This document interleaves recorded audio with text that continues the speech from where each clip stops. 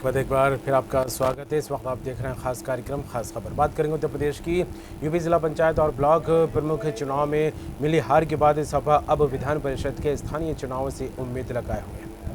पिछले चुनाव में हुई हार पर सपा का मंथन जारी है। इसी कड़ी में एमएलसी की अखिलेश यादव की अध्यक्षता में बैठक बुलाई गई। राष्ट्रीय महासचिव प्रोफेसर रामगोपाल यादव भी मौजूद रहे। यूपी में जिला पंचायत अध्यक्ष और ब्लॉक प्रमुख चुनाव पर बम्पर जीत से बीजेपी काफ़ी उत्साहित नजर आई। ऐसे में सपा के लिए रणनीति पर काम करना काफ़ी अहम हो गया।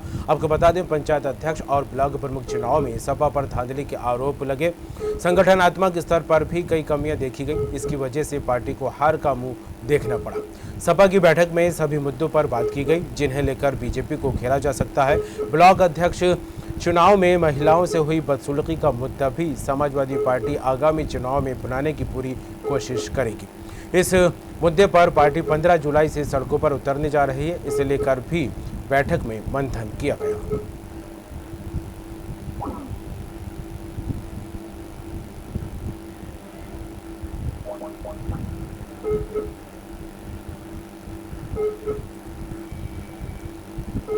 तो बता दें, जिला पंचायत अध्यक्ष और ब्लॉक प्रमुख अभी हाल ही में चुनाव संपन्न हुए और इसमें समाजवादी पार्टी को हार का मुंह देखना पड़ा था। हार किस कारण से हुई, क्या कुछ कमियां रहीं, कहां गलती हुई, इस बात को लेकर समाजवादी पार्टी में मंथन का दौर जारी है। आज एमएलसी के साथ बड़ी बैठक यहां पर हुई। राष्ट्रीय अध्यक्ष अखिलेश यादव की अध्यक्षता में बैठक आयोजित की गई और इसमें हार के कारणों लेकर मंथन किया गया, रायशुमारी की गई और जिस तरह से ब्लॉक प्रमुख चुनाव के दौरान महिलाओं के साथ बदसलूकी की गई थी, अब इसको लेकर समाजवादी पार्टी मुद्दा बनाने की तैयारी में और आगामी चुनाव में इस मुद्दे को भुनाने की कोशिश करती सपा यहां पर नजर आएगी। और इसी मुद्दे को लेकर कहा जा रहा है कि 15 जुलाई से समाजवादी पार्टी सड़कों पर उतरेगी।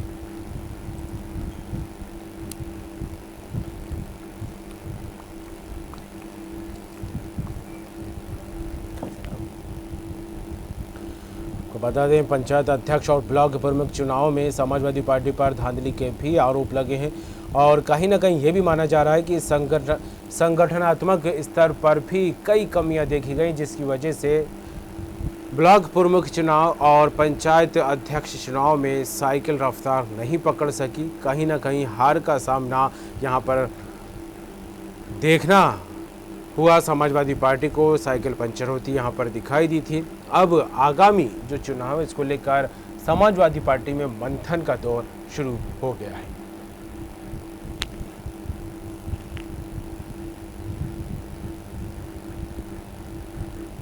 समाजवादी पार्टी ने आज बैठक आयोजित की है। एमएलसीओं के साथ बैठक हुई है। पिछले चुनाव में पंचायत अध्यक्ष चुनाव हो या ब्लॉक प्रमुख चुनाव हो, इनमें हार किन कारणों से, इसको लेकर मंथन किया गया।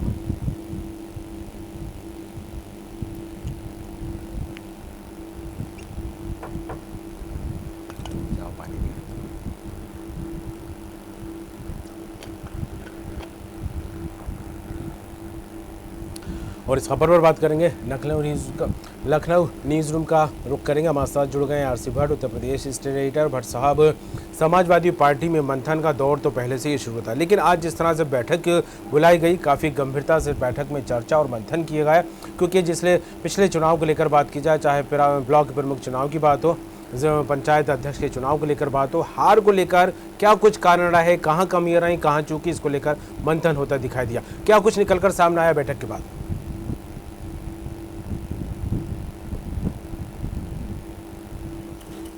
विधानसभा के चुनाव पर फोकस करनी और जिस तरह से उत्तर प्रदेश में जिला पंचायत के और ब्लॉक प्रमुखों के चुनाव हुए हैं, उसमें कहीं न कहीं समाजवादी पार्टी को अपेक्षित सफलता नहीं मिली है।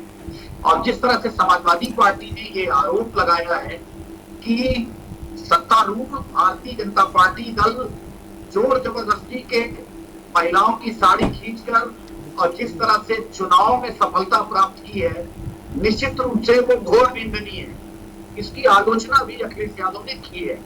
और जिस तरह से लगातार 3 दिन से समाजवादी पार्टी की लगातार बैठक चल रही है, जिस तरह से चुनाव को लेकर खासतौर पर विधानसभा के जो चुनाव होने हैं 2022 में, उसमें अखिलेश यादव को ये लगता है कि रणनीति हर बिंदु पर बनानी बहुत जरूरी है, और चाहे वो दलित वोट बैंक की बात हो, चाहे वो पिछड़ा, अति पिछड़ा, या फिर अगड़े वोटरों की बात हो, या उत्तर प्रदेश में जो कानून व्यवस्था का मुद्दा है, या फिर बेरोजगारी का मुद्दा है, उसको लेकर समाजवादी पार्टी 15 जुलाई से यानी कि कल तहसील स्तर पर धरना प्रदर्शन भी करने जा रही है। और कहीं न कहीं जिस तरह से आज अखिलेश यादव ने बैठक बुलाई है और उसमें तमाम जो विधान परिषद के सदस्य हैं समाजवादी पार्टी के, जिनकी संख्या तकरीबन इस समय विधान परिषद में 48 है, भारतीय जनता पार्टी के 32 हैं, तो उस आंकड़े को कैसे बरकरार रखा जाए, क्योंकि मार्च 2022 में विधान परिषद के भी चुनाव होने हैं, जिसमें समाजवादी पार्टी को अपनी बढ़त बनानी है, और उसको लेकर भी बैठक हुई है, उसको लेकर भी रणनीति बनाई गई है कि विधान परिषद के चुनाव में भी किस तरह समाजवादी पार्टी मजबूती से आगे आए और वो प्रत्याशी ऐसे चुने जाए जिनका क्षेत्र पंचायत से, जिला पंचायत से और ग्राम प्रधानों से सीधा संपर्क हो।